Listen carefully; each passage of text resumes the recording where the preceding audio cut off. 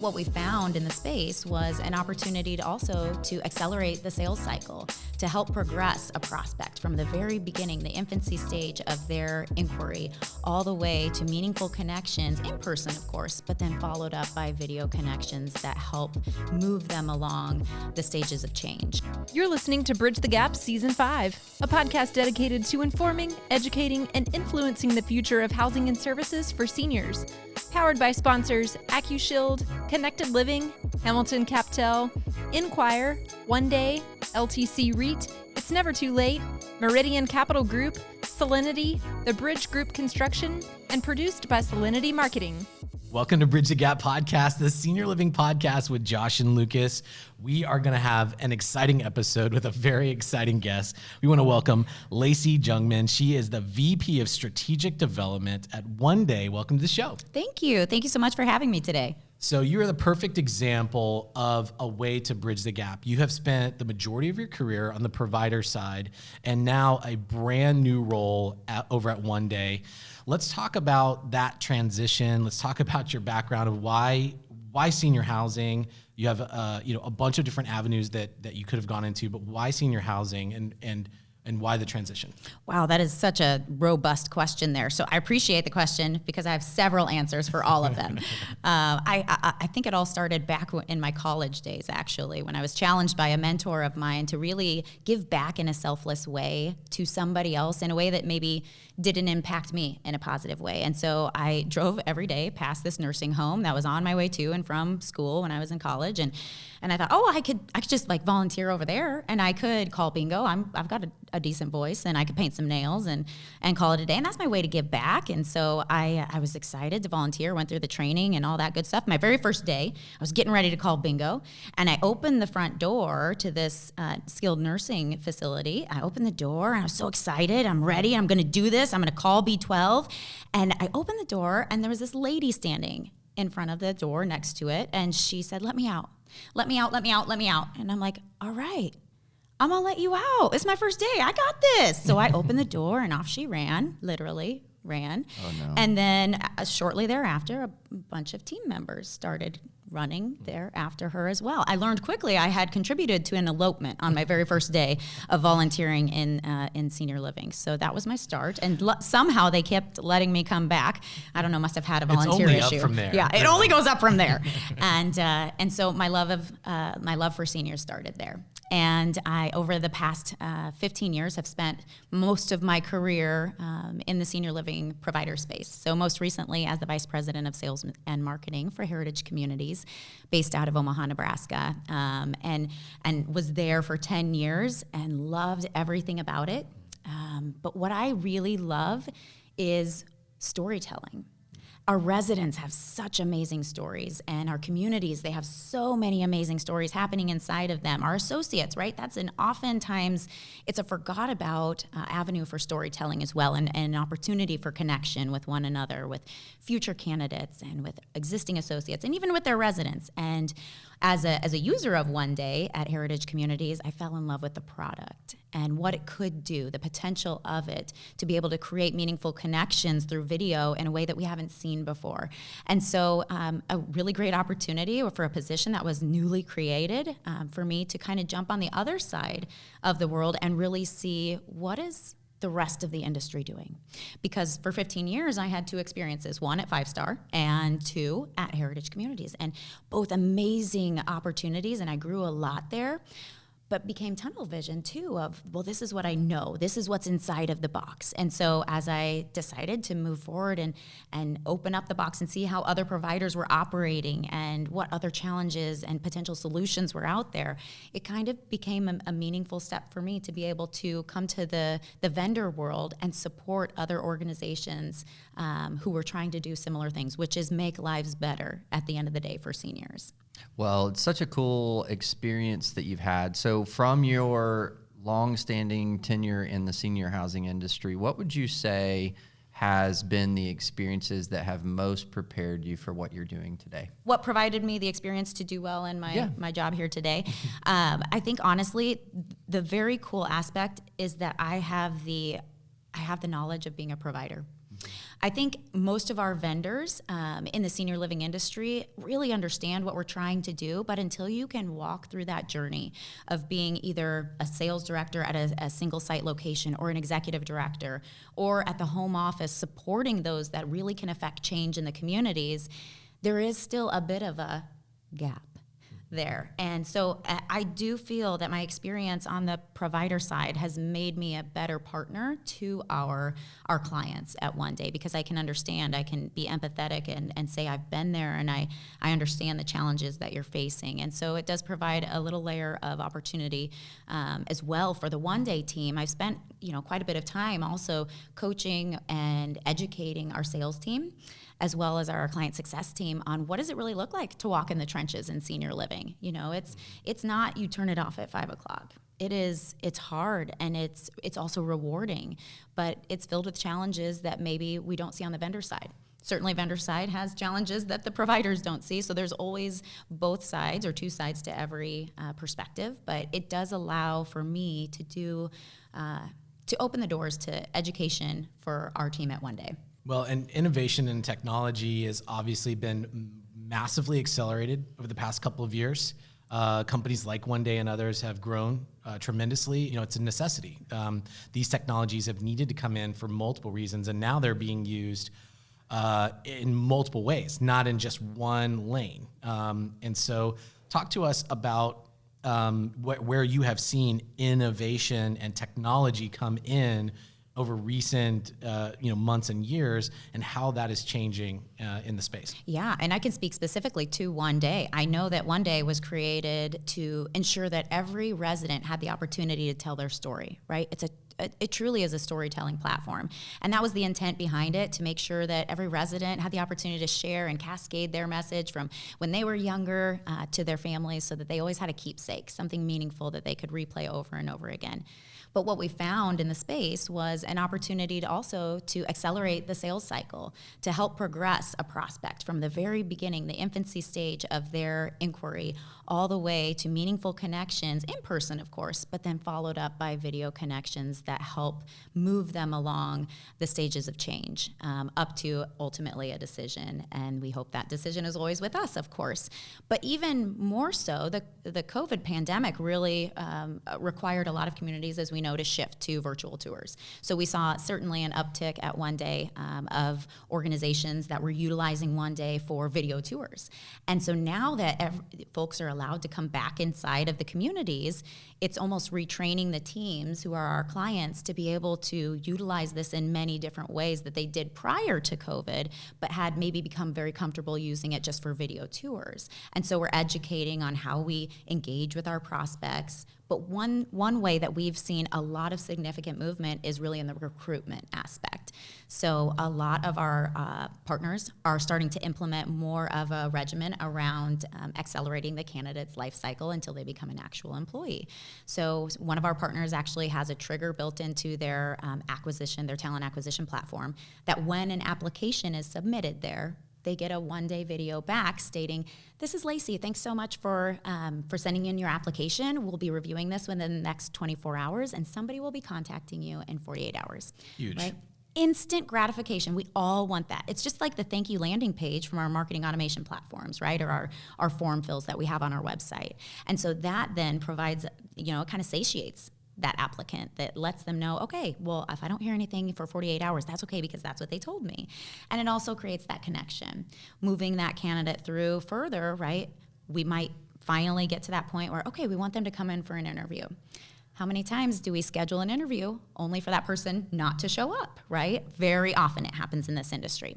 And so it's really important, again, to create that conversation and that connection with somebody. So the hiring manager might send a video that says, "Hi, I'm Lucas. I'm going to be the one that's meeting with you tomorrow. I can't wait to have a conversation with you and learn more about you. Your resume just really speaks for itself. Here's where you're going to come in," and maybe a quick little video on where you're going to park, how you're going to come up to the front desk, and how that they'll be ready for you, waiting and ready for you to join for the interview. So that's one way that we're seeing folks start to use video in the recruitment aspect, but also then once they start with their organization, it's often that first 24 hours may cause them not to want to come back because something went wrong and they can get a job somewhere else, or for whatever reason they don't feel a connection on that first day. So we've seen a lot of partners starting to implement as well, once they're an associate, that video that says within first 24 hours, oh my gosh, this is Lacy. Maybe I'm the supervisor. This is Lacy. I have heard such great things about you from your trainer, and we are so excited for the contribution that you've already done and all the things that you're going to bring to us here at our organization. And it's just that meaningful touch that says, I hear you, you're special, you're important, and we all want to feel that connection. And the last piece I'll leave with you for the recruitment as well as retention piece is also thinking about that overnight shift. Oftentimes that is the neglected shift when it comes to frontline associates, right? We see our housekeepers during the day, typically our maintenance, we see our day shifts, and so many other team members. But that overnight shift is often, they feel neglected and they feel left out. We might have pizza parties, but what do they get overnight, right? If we're not conscientious of that, we may overlook that. And so one of our partners does a really good job of taking videos during the day with their residents that they're caring for, saying, hey, Lacy, I know you're working the overnight shift and we haven't seen you for quite a while, but I just wanted to let you know, Maggie says you're doing a great job with her, and she has told me so many great things. Here's Maggie, wanted to send you a quick video. That associate will play that over and over again and share it with her family members because she's proud and somebody acknowledged her good work, even though her supervisor may not be working the overnight shift as well. She's getting recognized in a unique and special way. Well, Lucas, that story that Lacy was just sharing with us, we're here at the Senior Living 100 with a lot of thought leaders, and we actually had one of the OneDay clients that's an operator, a thought leader here, that was actually just sharing that story of how they have changed, and they're really focusing on that recruitment and retention piece and using this software as that tool. So it's really cool to hear it from your standpoint, and then to also we've heard from a provider on that very same thing. So it's really cool how that technology, we've seen this grow and evolve over the last 4 or 5 years when we first got to know OneDay and see how it's been used in so many ways. It's really cool. So let's talk about the difference between like the example that you just gave. I mean, why not just send them an email, right? Mm-hmm. How does video, what is the purpose of video, and how is that indexing, I guess, in our culture right now? Yeah, well, think about how many people actually participate in Facebook stories or Instagram stories, right? I read a statistic not too long ago that said 1 billion people use Facebook stories and Instagram stories together every single day. Oh my gosh. I don't know if that's a made up story or if I just made that up in my head. But nonetheless, think about, that's a lot. That's a big number. No big deal. Marketing people aren't always great with numbers, but we can round up or round down, certainly. So I think that says something, that we are hungry for video. 86% of content absorbed online is video. The second largest search engine online is YouTube. Video is important. It's important for not only marketing folks to incorporate into their marketing plans, but also to create connections. Again, I'll give you a great example, not OneDay related. My aunt was recently hospitalized for COVID. And throughout her time at the hospital, the nurse would keep taking her phone and taking videos of my aunt singing and blessing my dad and saying, hey, how are you? Because they were brother and sister. And he loved those videos. It made him feel good. She was out in Utah and we live in Nebraska. And so he would play those videos over and over. And to make a long story short, she did end up passing. And he plays those videos over and over again. And so Lillian is no longer with us here on this earth, but she is with my dad in spirit and in video. And so he can no longer call her to say hello, but he can replay that video. And so I think that speaks to the power of video. And it speaks to the power, we want that. We want something that we can keep replaying over and over, that touches our heart. And an email is great, and a phone call is great, but you cannot replay those. And those do not convey emotion or evoke emotion as much as a video could. So I'm curious, you guys are in a lot of communities. You see a lot of communities transitioning that are forward thinking, that are really trying to implement some new strategies. What are some keys to implementation success that you guys have seen for that listener out there that's an operator that's like, I know this to be true. We've got to do something. We don't really have a strategy yet, but what do we need to do to prepare for success? Do you have any key points? Yeah, that's a great question. I'm actually glad you asked that. And I can tell you from my experience, you have to have somebody who's able to champion the implementation. And so our best partners have somebody who is championing and making sure that it stays front and center with all of the team members who are, supposed to be using a product like this, or with OneDay specifically. I'll give you the example of Jaybird. We're working on a case study with them right now. We're halfway through our case study.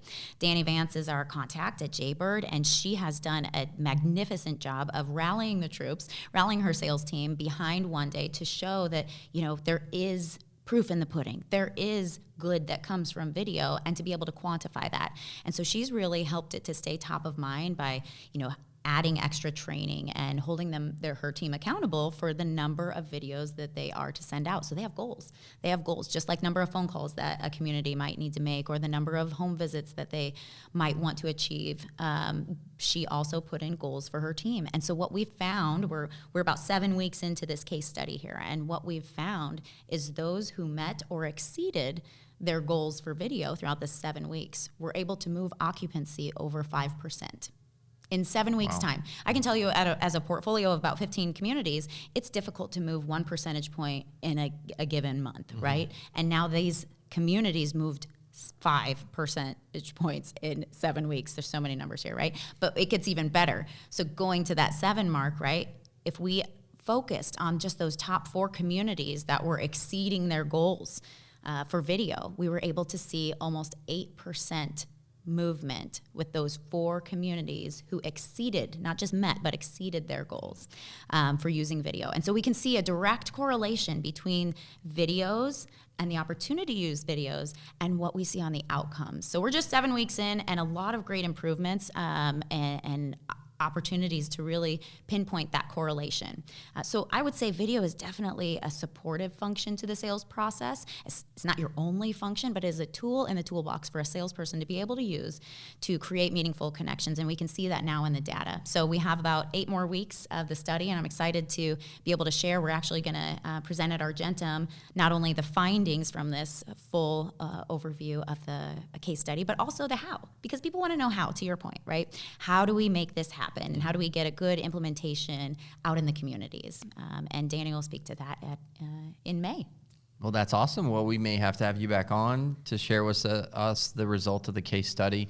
It's really exciting, and I'm just thinking of those numbers, and we can get lost in the numbers. But I mean, you think about if all of the communities that are implementing video strategy could even just improve by a percentage point, what that would do to our industry's overall health and performance, because occupancy is such a huge thing.